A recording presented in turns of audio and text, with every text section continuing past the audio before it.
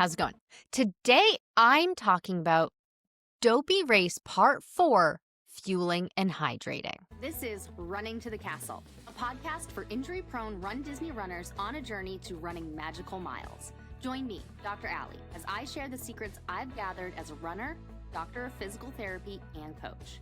You'll learn the exact ways I get my clients to the castle strong without feeling broken or held together with KT tape as they cross the finish line. This is such a big topic, and I go over it in depth with my Stronger, Faster Finisher clients, and we need to make sure that whoever is running is putting fuel in the tank. Basically, you need gas for the car, you need carbs for yourself. We talked about carb loading the other day. Today, we are talking about fueling and hydrating, specifically during the races. So, couple of things. I am going to be talking Dopey specific because that's the race that's coming up. It does apply to just marathon, goofy, just the half marathon, and just the 10K. Typically for the 5K, you don't need to carb load, okay? And that's because you won't be on the course. Typically, you won't be on the course long enough to fulfill the guidelines, the kind of the rules of when you need to when you need to fuel. So let's start with those first. The guideline is 60 to 90 grams of carbs per hour that you're out there beyond an hour. You will also hear it say out there beyond 90 minutes. For slow back of the pack runners, I think starting for the 60-minute mark, the 1 hour mark, is much more effective. So because you're going to be out there for so long, it's easier to start taking in fuel earlier when you're going to need it anyway. I think the 60 versus 90 minutes is more for somebody who's on the cusp of, am I going to be like maybe a 75-minute run? Okay, maybe I don't need carbs. Maybe I don't need fueling. But for the runners who are in my audience, you listening to this, you're slow, back of the pack, you're 13 plus minute per mile pace, maybe even 14, 15, or 16. Like you may be like holding hands with the balloon ladies kind of pace. And that's okay. I want to make sure that this information is relevant to you, not to Susie Q, who's an elite runner and she's running a half marathon in an hour and a half. Well, maybe she doesn't need fuel. I don't know. But you running a 3.5 or 4 hour half marathon, a 6 to 7, maybe even 7.5 hour marathon, and running 4 days in a row, 48.6 miles for the Dopey Challenge, your fueling strategy is going to be so incredibly different than the fast runners. And that's because it's based on the amount of time you're on the course. It's not based on how many miles you're running, because you need that energy to sustain you over the course of hours and hours and hours, not the number of miles you're running. Okay, so I never think about fueling in terms of how far is my run today.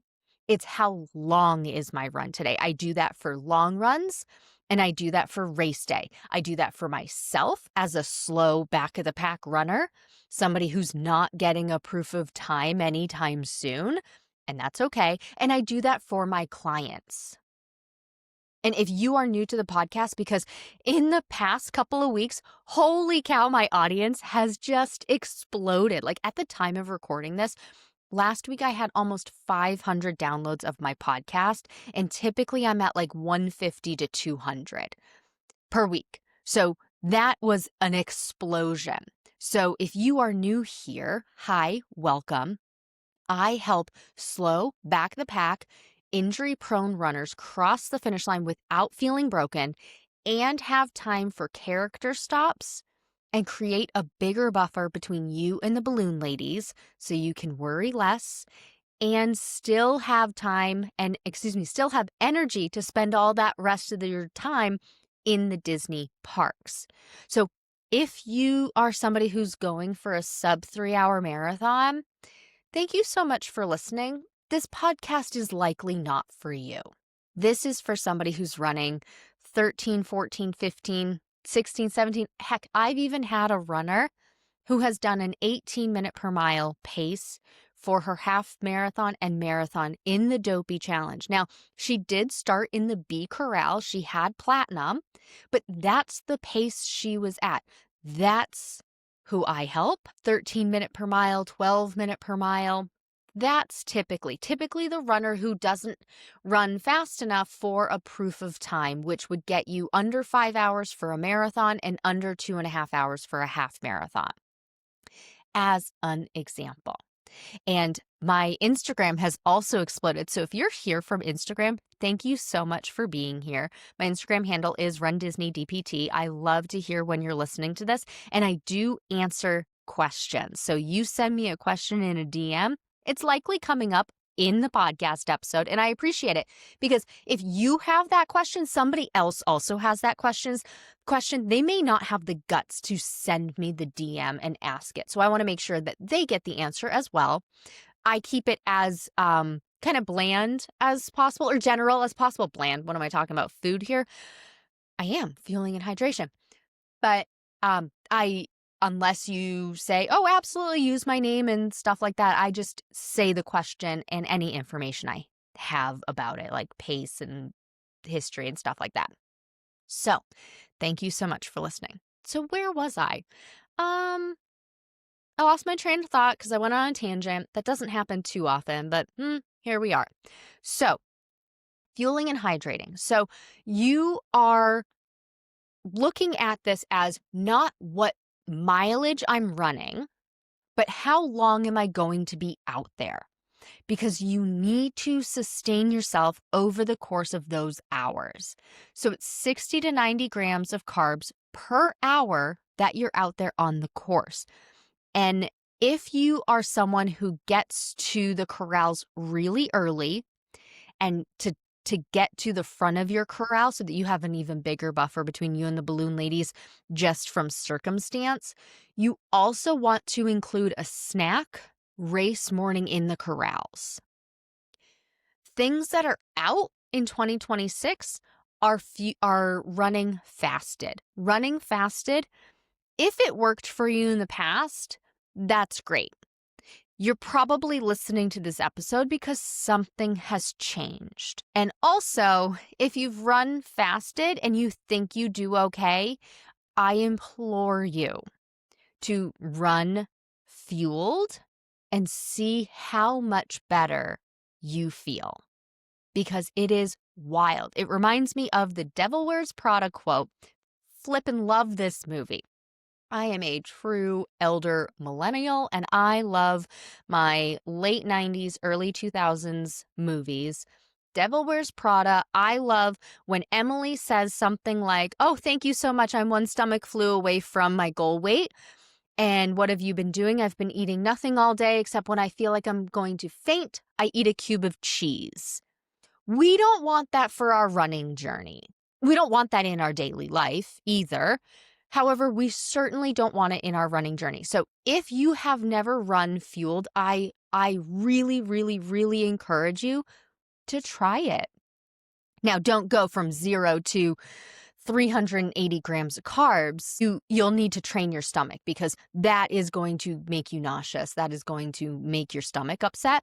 But, maybe go for 100 grams of carbs or 150. Dabble with it. This is also why I recommend my clients start fueling as soon as they enter the program, as soon as they start training for a race.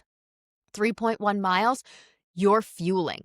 Not because you actually need it for the run, but because we need to train your stomach to be able to handle the food. If you've ever gotten super nauseous, cramping stomach because or when you eat, your stomach is not trained for either what you ate, the amount you ate, or the circumstances around when you're eating, right? Like we don't go and eat a big meal and then ride Everest, right? We don't do that. Maybe we have a few snacks, or we aren't doing that in the teacups either. Maybe we have a light little snack because our stomach can't handle all of that jostling with a full, bulky cheeseburger meal. And there's nothing wrong with a cheeseburger. I love me a good cheeseburger. Don't you worry. But, right, like there are times and places, but we can start training our stomach with fueling with running. So if you're listening to this and you have been running fasted and you're doing Dopey in 3 days, maybe now's not the time. Maybe have a little dabble of a little bit of candy. I'm a huge fan of Nerds Gummy Clusters.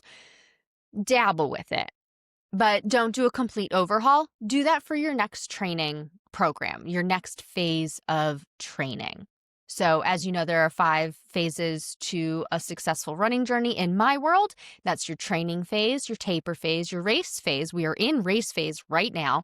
Rest and recovery phase, that will be immediately after your race. Like literally you cross the finish line, you start rest and recovery phase, and then you move into the build phase, or you skip the build phase and go right back into training phase if you're training for Disneyland Dumbo Double Dare, Princess Fairy Tale Challenge, Princess Half Marathon, Springtime Surprise, so on and so forth. But if you're done with your race season, then you go into the build phase before it's time to start training for your race again. So fueling 60 to 90 grams of carbs per hour. Carbs are sugars. Okay, you can have simple carbs, complex carbs. I talked in detail about that in the carb load section. We're going to talk a bit more about simple carbs. These are quick, fast acting. Your body will start using this in 20 minutes. Okay, and if it's certain kind of carbs, maybe even sooner. But on average, typically it's about 20 minutes. So you want things like liquid IV, scratch, gels, goo, honey stinger waffles, honey stinger whatever, sports beans, jelly beans, Nerds Gummy Clusters, gummy bears, Swedish fish, fruit snacks, things like pretzels, potatoes. You can use those. Those typically are used by like trail runners who are out there doing 50 plus miles, or ultra marathons, which is technically anything more than 26.2, because they are out there for hours and hours and hours. Not saying you can't use them. Your body just digests them differently. I do recommend pretzels and goldfish for like 6.5, 7-hour marathoners, 3.5, 4-hour half marathoners who don't want something super sweet, or they also need something kind of salty. You can use that. Your body's going to use this in about 20 minutes. So you are fueling for yourself in 20 minutes. So many runners will tell me when they first start working with me, well, I don't really need anything throughout the run. But then I do hit a wall and I bonk and I can't keep going. My legs feel like lead. I just have no energy, or I start getting dizzy, lightheaded, or it's not until after I run and I'm starting to settle down that I'm just so nauseous. I'm so nauseous, I actually throw up, or my GI system is upset and I go and poop my pants. Those are signs, those are symptoms that you didn't fuel enough. You need to fuel early and often. I recommend starting at the 45-minute mark. Yes, I did talk about you need it 60 to 90 grams of carbs per hour. You're out there beyond 1 hour, but we're fueling for ourselves 20 minutes in the future. So we want to start fueling or having fuel at that 60-minute mark. So we need to start it at 45. It also helps you get more carbs in without just shoveling it in your face. So we're doing 60 to 90 grams per hour that we're out there, starting at 45 minutes. A good way to remember this is 1 gram of carbs per minute you're out there. So if you are doing a 3-hour half marathon, you are going to be out there for 180 minutes. It's 180 carbs, right? Because 3 times 60 is 180. 3 hours times 60 minutes is 180 minutes. 1 gram of carb per minute you're out there, 180. At least. You can go higher. The upper limit, you don't really need more than 90. And you are going to notice it's actually really hard to get even just the minimum, the 60 grams per hour. So for a 3-hour half marathon, 180 grams of carbs. If you're doing a 3.5-hour half marathon, 210 grams of carbs. If you are doing a 6-hour full marathon, that's 360 grams of carbs. If you are doing a 6.5-hour full marathon, 390 grams of carbs. If you are doing a 7-hour full marathon, that's 420 grams of carbs. To give you an idea how much you need to be eating. If you don't feel like you're eating constantly, you're not doing enough. With the exception, if you are doing a high carb fuel. So Scratch is that you can do a hydrating powder, and they do 100-gram carb hydrating powder. So it's high carb Scratch in powder form. Remember, don't try this for race week if you haven't already been doing it. But that will make it so that you don't have to constantly eat. If you do, if you're doing a 3.5-hour half marathon, you can do 2 of those and then some Nerds gummy clusters, and that will be enough. So that's how much you should be taking in during the race. But how often should you be doing it? So you need 60 grams of carbs per hour. Could you just wait until the hour mark and take all 60? Sure, you could. I don't know anybody that can do that. So what I recommend is do it in 20 or 15-minute increments. So if you're doing it in 15-minute increments, you're doing it 4 times in an hour. A good way to know how to do this or know when to do this is if you run a 15-minute per mile pace, do it at the mile markers, because every mile will be 15 minutes. Or heck, do it at the mile marker even if you're a 13-minute per mile runner, right?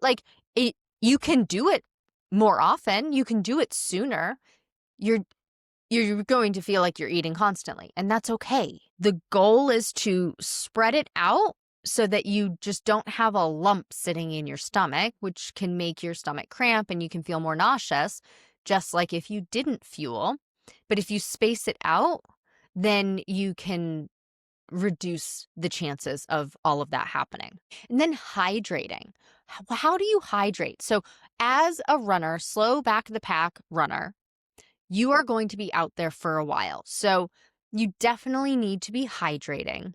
You can do a double whammy with carbs in your hydration. So I mentioned Scratch as one. There's Liquid IV. There's a bunch of different kinds that have carbs and electrolytes in them. So electrolytes are going to be like vitamins and mineral type things in there that your body needs. Sodium, potassium, magnesium that your body needs in order to make your muscles work. There are also things like salt tabs. So for me, sometimes I need more salt.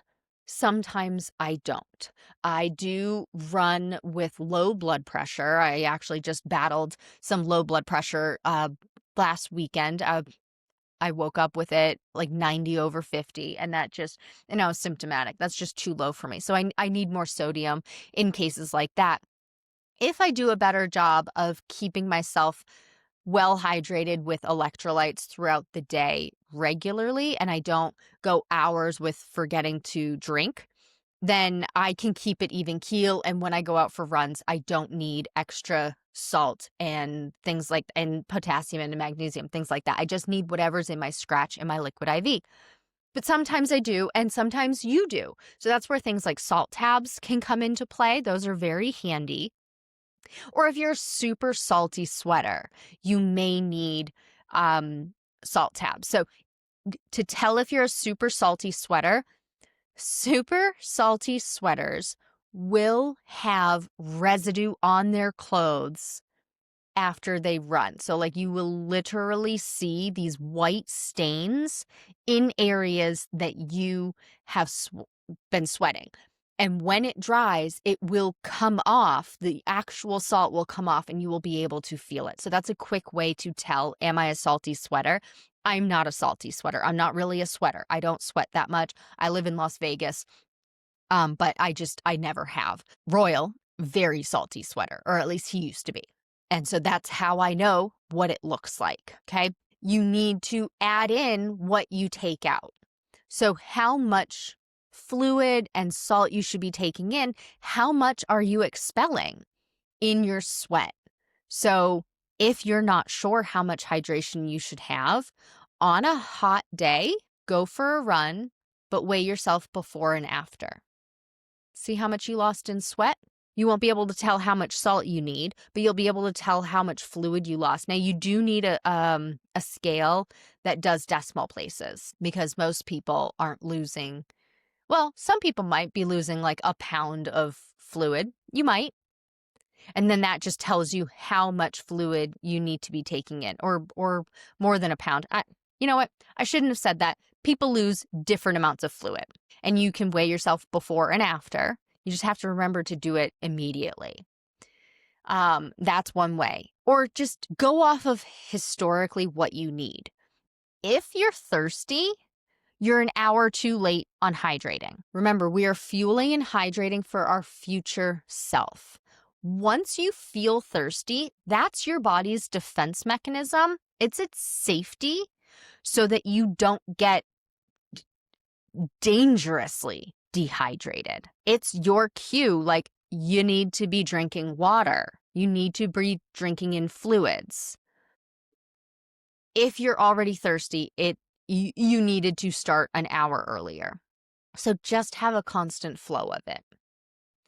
So the way I plan it out, I bring I think it's a 14-ounce bottle. I fill it up every chance I get. And every water station, every hydration station that has Powerade at the Disney races, I take Powerade. It has carbs in it and it has fluid and electrolytes.